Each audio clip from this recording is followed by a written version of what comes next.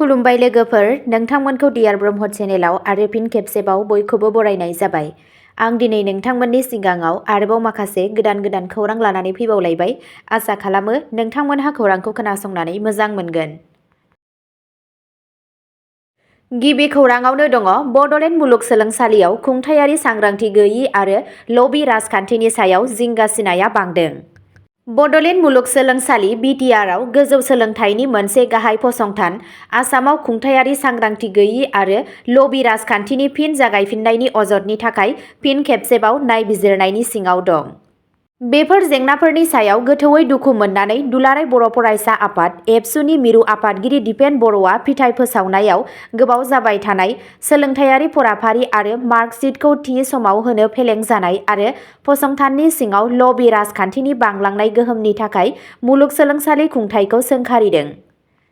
रिपर्टनि बायदियैब्ला 29 जानुवारि खालि बड'लेण्ड मुलुगसोलोंसालिनि vice chancellor BL आहूजाजों मोनसे सावरायनायनि उनाव बर'आ खौरांगिरिनि सिगाङाव गोसो होनानै बुङो दि बड'लेण्ड सोमावसारनायनि मुंख्लंफोरनि जिउ बाउनायाव लुनाय मुलुगसोलोंसालिखौ सोलोंथायारि सैथोथिखौ खोमानो होनो नाङा। एबसुआ गोबाव समनिफ्रायनो दिन्थिनाय मोनसे आयदाया जादों बिबुंगोरा आरो लेङाइ बिबुंगोराफोरजों लोगोसे 34 गनायथि होजानाय फोरोंगिरि मासिफोरनि लांदां जानाय, जाय थिसनथाइ फोसावनाय गैयैनि जाहोनाव गोबां बोसोरसिम आबुं जायाखै। एबसुआ बुङो दि बे गोबाव जानाया फरायसाफोरनि सोलोंथायारि दावगानायाव गाज्रियै गोहोम खोख्लैगासिनो दं। बेजों लोगोसे मुलुगसोलोंसालियाव 59 फोरोंगिरि नङि मासिफोरा दासिमबो गोनांथार गनायथिफोरखौ नेगासिनो दं, जाय खुंथायारि आखा-फाखाथिखौ आरोबाव हेंथा होदों। अजद होजानाय तानाशाही हुदाफोर आरो लबि राजखान्थिखौ सोंखारिनानै बर'आ गासैबो स्टेकहल्डारफोरखौ बेबादि गोहोमफोरनिफ्राय जानगाराव थानो खावलायदोंमोन, जाय फरायसाफोरनि इयुनखौ गाज्रि महरै गोहोम खोख्लैनो हागौ।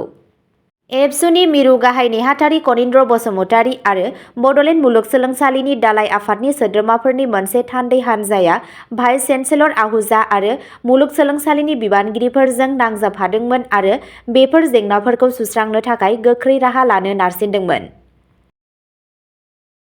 नैथि खौराङाव दङ देहा फाहामसालिफोराव मुलिनि आंखालनि गेजेराव आसामआ हेल्पलाइन नम्बर बेखेवगोन। सोरखारि देहा फाहामसालिफोराव मुलिनि आंखालनि सोमोन्दै जिंगासिनायखौ फोजोबनो थाखाय सांग्रां राहा लानानै आसामनि सावस्रि मन्थ्रि अशोक सिंघालआ 15 फेब्रुवारियाव जागायनो थाखाय मोनसे बावसोमनाय हेल्पलाइन जागायनो फोसावदों। बे हाबाफारिनि थांखिया बेरामिफोरखौ जेबो जेंना गैयाजासे थिखानाय मुलिफोर मोननायखौ रोखा खालामनाय आरो मुलि राननायाव अजद होनाय नेमखान्थिफोरखौ दबथायनाय। श्रीभूमि सिभिल देहा फाहामसालियाव दावबायनाय समाव मन्थ्रि सिंघालआ बेरामिफोरजों सावरायदोंमोन आरो सोंदोंमोन दि बिसोरो देहा फाहामसालिनिफ्राय मुलिफोर लागासिनो दं ना गैया। सासे बेरामिया फिननाय होदोंमोन दि बिसोरो खालि माखासे मुलिफोरल' मोनदों, जायनि थाखाय मन्थ्रिया प्रिस्क्रिप्शन आनजाद नायनो आरो बिबानगोनां मावफारियाफोरखौ लिंहरनो थाखाय थुलुंगा होदोंमोन। बे जेंनाखौ फोजोबनो थाखाय रायजो सोरखारा व्हाट्सएप बिथायारि अजद खान्थिखौ बाहायनो थिरांथा लादों, जाय बेरामिफोरा देहा फाहामसालिनिफ्राय थिखानाय मुलिफोरखौ लानो हायाखै आरो बेफोरखौ बायजोआव बायनो थाखाय नारसिनजायो, बिसोर हेल्पलाइननि गेजेरजों बे बाथ्राखौ फोरमायनो हागोन। बेजों लोगोसे थिखानाय मुलिनि मुं सोलायनाय जायखिजाया डाक्टारनि बेरेखायै गोख्रों राहा लानाय जागोन, जायनि जाहोनाव बेरामिफोरा उसुबिदा जागोन। थामथि खौराङाव दङ NCCआ कटन मुलुगसोलोंसालियाव मावथांखि युवा भागिदारिखौ बेखेवदों। नेशनेल केडेट कर्प्स NCCआ स्वच्छ भारत मिशनखौ जौगाहोनो थाखाय कटन मुलुगसोलोंसालियाव प्रजेक्ट युवा भागिदारि जागायदोंमोन। आसामनि रायजो बेंगिरि लक्ष्मण प्रसाद आचार्यआ बे हाबाफारिखौ गाहाय आलासि महरै बेखेवदोंमोन, जायजों लोगोसे मन्थ्रि नन्दिता गरलचा आरो मेजर जेनेरेल गगन दीपआबो बाहागो लादोंमोन। सा 500 NCC केडेटफोरा बाहागो लादोंमोन, जाय साखोन-सिखोन आरो सुबुं समाजारि सिबिनायनि थाखाय लाइमोनफोरनि थुलुंगानायखौ दिन्थिफुंदों। बे मावथांखिआ गुवाहाटीनि 8 फसंथानफोरनि सा 60 केडेटफोरखौ 30 साननि थाखाय फोरोंथाय होगोन, जाय उनाव मोनफ्रोमबो 60 साननि मोननै आरोबाव खोन्दोआव सांग्रांथि गोसारहोगोन। रायजो बेंगिरि आचार्यआ हादोर दानायाव NCCनि बिफावखौ बाख्नायदोंमोन आरो केडेटफोरखौ गावसोरनि हारिखौ थुलुंगा होनो खावलायदों। बे हाबाफारिनि थांखिया गासै आसामाव साखोन-सिखोन हुदा आरो समाजारि बिबान लाबोनाय। ब्रैथि खौराङाव दङ सनापुरनि हानजा जिनाहारि जाथायाव 3 हमजादों, पुलिसनि नायबिजिरनाया सोलिगासिनो। आसाम पुलिसआ 25 जानुवारिनि मोनायाव जानाय हानजा जिनाहारिनि जाथायजों सोमोन्दो थानाय 3 सुबुंखौ खादों। दायनिगिरिफोरखौ लक्ष्मधर तुमुं, हरकान्त कमन आरो गलाब सुब्बा होनना सिनायथि होदों। बे जाथाया साहा गुवाहाटीनि सासे लाइमोन आइजोजों लोब्बा दंमोन, जाय सासे लोगोजों सनापुराव थांदोंमोन जेब्ला बिखौ गाग्लोबनायनि सिङाव खालामनाय जादों। दायनि उनाव बारग'नाय सुबुङा सांसारि पुलिस थानायाव मोनसे नेमखान्थियारि गसर थिसनो, जायनि जाहोनाव बिबानगिरिफोरा नायबिजिरनायखौ जागायजेनो। अजदनि सायाव बिथा खालामनानै पुलिसआ सनापुरनिफ्राय 3 दायनिगिरिफोरखौ जाफुंसारै हमनो हायो। सनापुर पुलिस थानायाव एफआइआर नं 1825 बिएनएस 123-127-2-71 नि सिङाव केस रेजिस्टार खालामनाय जादों आरो दायो गोथौवै नायबिजिरनाया सोलिगासिनो दं। बे जाथायजों लोब्बा लाखिनानै पुलिसआ रेबथुमनाय नम्बर AS01 FV0972 जों लोगोसे गंसे टाटा हेरियार गारिखौबो जब्द खालामदों। बाथि खौराङाव दङ सारेन्डार जानाय आलफा केडारखौ रां दाबिनायनि दायाव खायो। सासे आखाइ दैखांनाय आलफा केडार, जायनि सिनायथिखौ सुरजित मरान उर्फे कलिया होनना मिथिनाय जादों, रैखाथि हान्जाफोरा रां दाबिनायनि दायाव खादों होनना खौराङाव मिथिनो मोननाय जादों। रिपर्टनि बायदिब्ला मराना अजद होनाय बायदिब्ला तिनिसुकिया जिल्लानि गुबुन गुबुन जायगायाव फालांगियारिफोरनिफ्राय होबथाजानाय बिग्रायारि हान्जानि मुं लानानै रां खांगासिनो दंमोन। फोथायथाव इन्टेलिजेन्सनि सायाव बिथा खालामनानै रैखाथि मावफारियाफोरा बिथांखौ हमदोंमोन आरो बै समनिफ्रायनो बिथांखौ पेंगिरि पुलिस न्यायारि बेंथियाव दैथायहरदों होनना खौराङाव मोननाय जादों। बिबानगिरिफोरा रां दाबिनाय नेटवार्कआव आरोबाव माबाफोर सोमोन्दो दं नामा बेखौ मिथिनो थाखाय गावसोरनि नायबिजिरनायखौ सोलिगासिनो दं। 6थि खौराङाव दङ आसामनि शिबसागराव मैदेरनि हाथाइ जब्द, सासेखौ हमदों। आसाम पुलिसआ 30 जानुवारि खालि शिबसागरनि नाजिरा पुलिस थानानि सिङाव थानाय बिहबर साहा बागाननि बासबारि ओनसोलाव अपारेशन खालामबाय थानाय समावनो सासे सुबुंखौ हमनो हायो आरो मैदेरनि हाथाइनि 3 थुख्रा जब्द खालामो।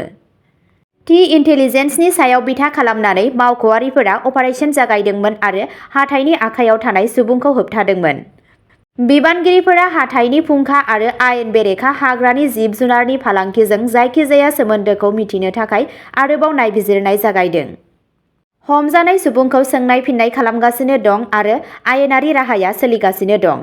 बे जाथायाव हेफाजाब होनो थाखाय हाग्रा मावख'गिरिफोरनोबो खौरां हरनाय जादों। 7थि खौराङाव दङ सिलचराव 9 कौटि रांनि याबा टेब्लेट जब्द, सासेखौ हमदों। फेग्रा मुवा फालांगिनि सायाव मोनसे गिदिर सिग्रोमनायाव काछार पुलिसआ सिलचराव मोनसे स्रोद सुलुंनि समाव 9 कौटि रांनि YABA टेब्लेट बोखांनो हायो। अपारेशनखौ सिलचर आइजल बाइपासआव खालामनाय जादोंमोन, जेराव गंसे अट'रिक्साखौ होबथानाय जादोंमोन, जायनि जाहोनाव नसुंसेनि रायजोनिफ्राय सिखावै लाबोनाय 30,000 याबा टेब्लेटफोर बोखांनो हादोंमोन। पुलिस मावख'गिरिफोरनि बायदिब्ला जर'खा इन्टेलिजेन्स इनपुटनि सायाव जब्दखौ खालामनाय जादों आरो गारिनि मोजाङै नायबिजिरनायाव दोनखोमानाय बेसादखौ मिथिनो मोनो। बे जाथायजों सोमोन्दो थानाय सासे सुबुंखौ हमनाय जादों आरो जगायनाय नेटवार्क आरो ओनसोलाव सोलिबाय थानाय गिदिर ड्राग्स कार्टेलजों जायखिजाया जाथावना सोमोन्दोखौ नागिरनो थाखाय आरोबाव नायबिजिरनाया सोलिगासिनो दं। आसाम पुलिसआ फेग्रा मुवा फालांगिनि बेरेखायै रायजो सोरखारनि लाथिख' सहायनो हानाय खान्थिनि सिङाव फेग्रा मुवानि बेरेखा अपारेशनफोरखौ सांग्राङै गोख्रोंसिन खालामगासिनो दं।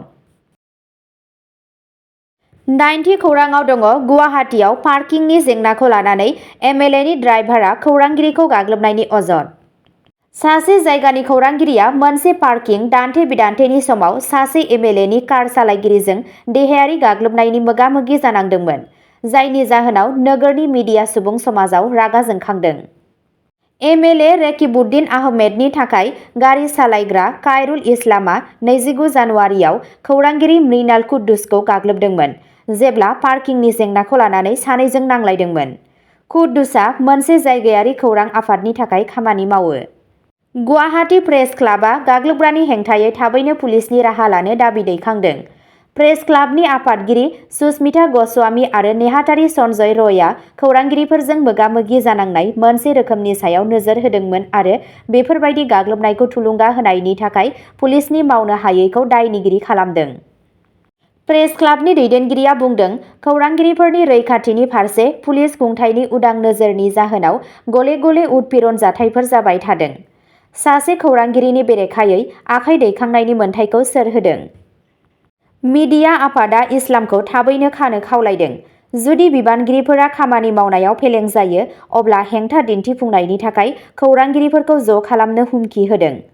पुलिसआ दासिमबो गाग्लोबनायनि सायाव नायबिजिरनायनि सोमोन्दै जेबो बिबुंथि फोसावाखै। अब्ला दिनैनि खौरांआ एसेनोसै। नोंथांमोनहा खौरांखौ फेसबुकआव खोनासंनो मोजां मोनोब्ला जोंनि डियार ब्रह्म फेसबुक पेजआव थांनानै खोनासंहैनो हागोन। पेजनि लिंकखौ डेस्क्रिप्शनाव होनाय जादों। गोजोन्थों।